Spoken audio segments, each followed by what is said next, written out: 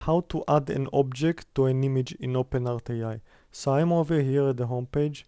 Let's go to image, then go to create image. Now there are two options to do that. The first one, you can just upload an image. Let's say I want to upload this one, and you could tell him add a car to the image. You could tell him add the car to the image, and it's gonna add the car. But that's a good way to add the car, but not specifically where you want it to be. Now let's remove that and go to edit image. Over here, upload an image that you want to add something to. I'm gonna select the same image. I'm gonna zoom, and I'm gonna use the InPaint brush. Okay, so what you do here, you just draw somewhere where you want the car to be. Let's say I want to be over here, a toy car. And over here on the right, you'll see the prompt. It says, what do you want to generate in the selected area? So we want to add a car toy to the image, right? In this area. If you want a specific image, if you want a specific car, you can just upload over here. It says show AI what you would like to fill it in.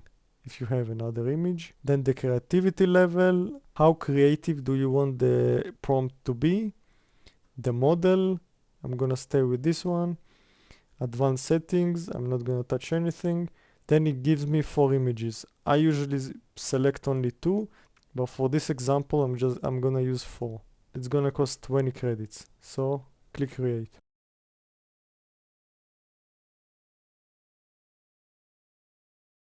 Now it generated the images over here on the right. If I click on that, you can see it added a car. That's why you want to have many variations, so you can choose what type of image is better for you. This kind of a car, maybe a blue car. I also forgot to tell him what color, so make sure when you write the prompt, you tell the AI what exactly you want to add to the image in details. Then if you want to save the image, just click over here. It says download this image. We're gonna download it, and then I'm gonna open this image, and as you can see, here's the image. Now I noticed the image is squared, is not the same size, right?